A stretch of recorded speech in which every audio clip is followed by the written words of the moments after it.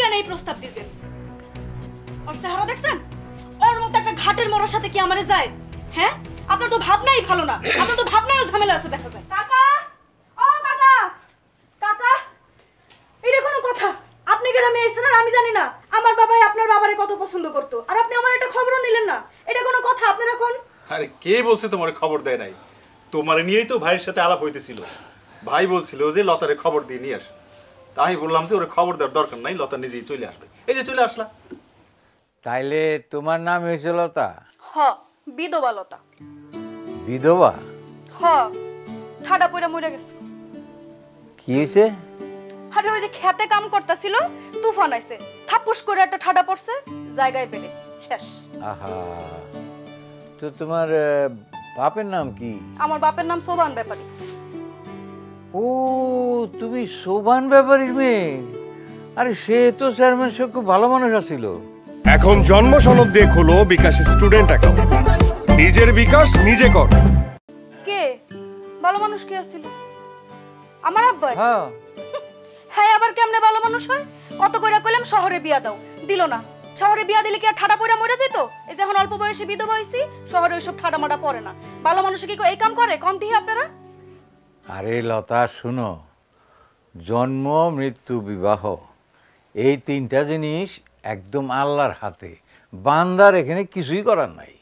কথাটা শুনে রাখেন, পরে উত্তর দিমু। সেটা ঠিক আছে, পরে উত্তর দিও। কিন্তু লতা, এই যে তুমি আমাদের গ্রামের মেহমান, তারে মাইরা হাত করলা, কাজটা কি তুমি ঠিক করলা? সে আমারে কুপ্রস্তাব দিছে, এটা তো আর আমি মাইনা নিব না। কে তোমার কুপ্রস্তাব দিছে?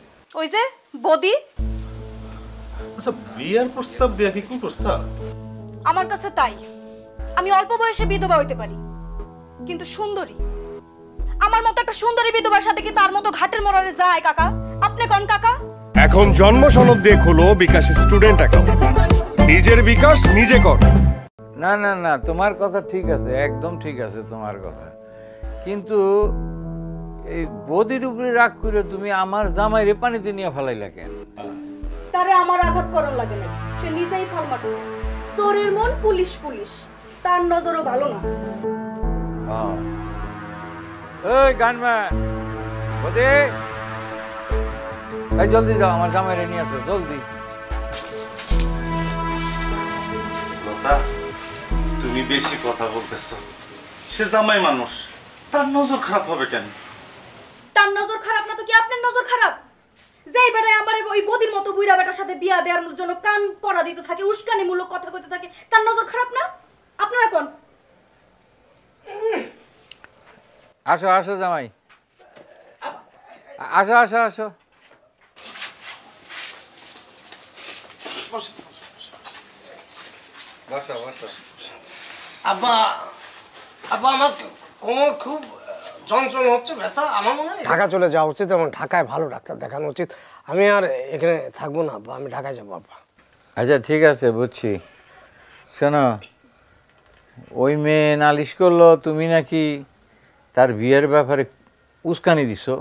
এই যে আব্বা, এখন তো সব আমার খুলে বলতে হয়, দুই পক্ষের কথাই খুলে বলতে হবে আব্বা। মানে কি একটা যন্ত্রণা আব্বা।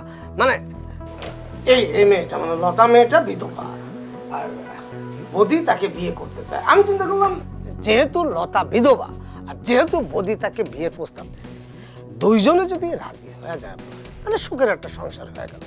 আর আপনি নিজে দাঁড়িয়ে এই বিয়ের ব্যাপারটা, সুন্দর শুভ পরিণয়ের ঘটনাটা আপনি ঘটায় দিবেন। জাস্ট এই প্রস্তাবটা আমি তাদের দিয়েছি। হ্যাঁ, আপনি কেন এই প্রস্তাব দিতেন? ওর চেহারা দেখছেন?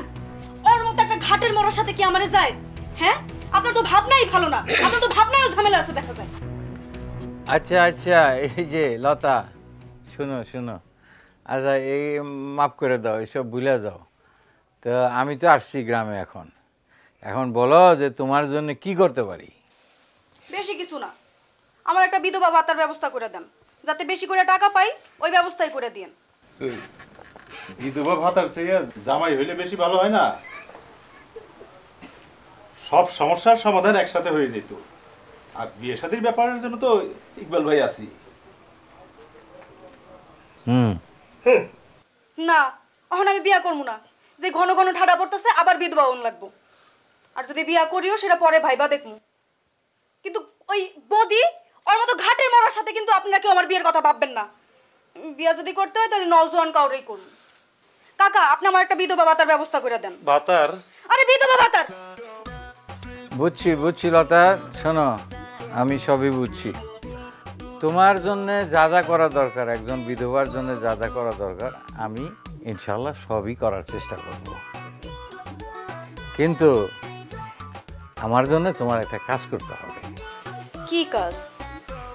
আমি ইলেকশনে দাঁড়াইতেছি না, ইলেকশনে তোমরা 10 জন মিলা আমারে যদি জিতে এমপি করে দিতে পারো, তাহলে তোমার বিধবা ভাতা আরও যা যা লাগে, যত সুযোগ সুবিধা, সমস্ত কিছুর ব্যবস্থা আমি করব। আর ইলেকশন হওয়া পর্যন্ত যা খরচপত্র কি সব আমি দেব। বাস তুমি রাজি? রাজি। রাজি। খুব খুশি হইলাম, খুবই খুশি হইলাম। এখন তুমি নিশ্চিন্ত মনে আমার ইলেকশনের জন্য কাজ শুরু করে দাও, আর কারো কোনো কথায় রাগ কইরো না, বুঝছো?